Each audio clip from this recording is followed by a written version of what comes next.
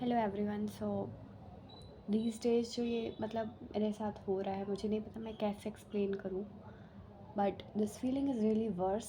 और मतलब मैं नहीं सह पा रही जो भी मतलब हो रहा है। मतलब मुझे बहुत ज़्यादा ही अकेला सा फील होता है। मतलब कोई है ही नहीं इस चारों दीवारों के अलावा मेरे साथ, और मतलब कोई भी नहीं, कहीं भी नहीं है, मतलब कुछ भी नहीं है। मतलब मेरी मतलब मुझे फैमिली से भी कॉल नहीं आए आज। मतलब बहुत ही अजीब था। मतलब एटलीस्ट रोज़ कॉल तो आ ही जाता था एक, मतलब मैं इतना एक्सपेक्ट नहीं करती थी, पर मतलब एक कॉल तो आ जाता था। पर पता नहीं आज ये मतलब कुछ इंटेंस लेवल ऑफ लोनलीनेस जो होता है ना, वो है ना ही।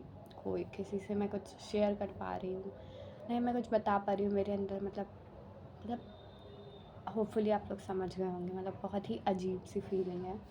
मेरा बोर्ड एग्ज़ाम है और मैं ये इंग्लिश की बुक मुझे आज ख़त्म करनी है, बट मैं कर ही नहीं पा रही। मतलब अदर टाइम तो मैं सोने में बताती हूँ to escape the reality, and it's just too much happening inside, and it's like I am not able to handle this, and I just want to go my home, and I don't want to live here anymore. It's really bad. I never want to live alone. Always I will live with, like, I want to live in my home only always. But I know that that's not possible, but at least I would make few friends in college, and I just, like, I can't live like this. It's really bad, really bad, it's really bad.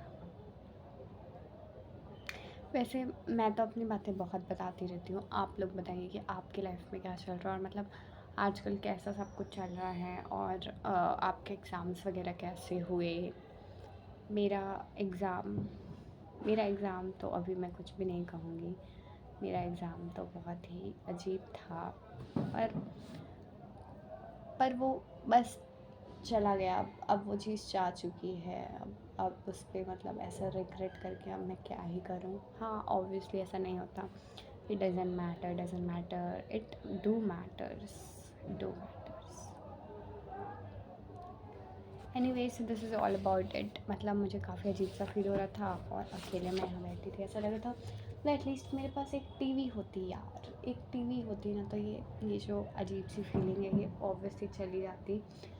मेरे घर में बहुत अच्छा लगता था। मैं जब जब सुबह होती थी तब मैं उठती थी, फिर मैं स्कूल जाती थी, फिर मैं आती थी, फिर मैं सो जाती थी। खाना खा के सब लोग, मैं और भाई, ऐसे बात करते थे और हम लोग सो जाते थे।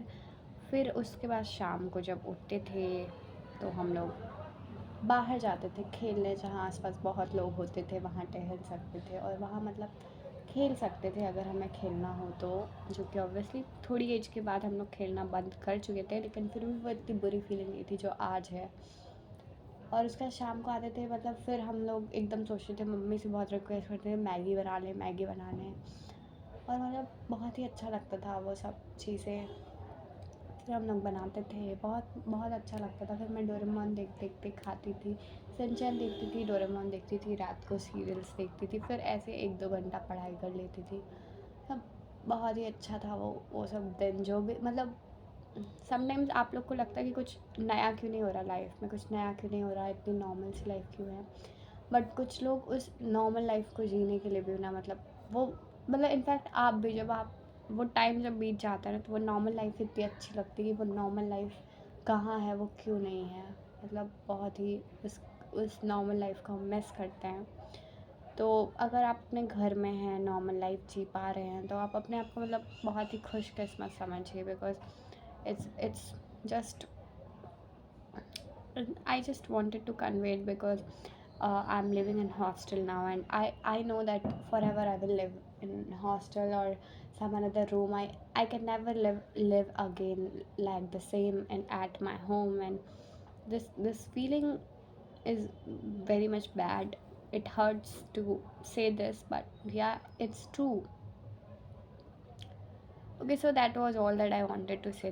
Thanks for listening to me. Like, there was seriously no one who would listen to me, but you listen to me. Thank you so much. Bye bye.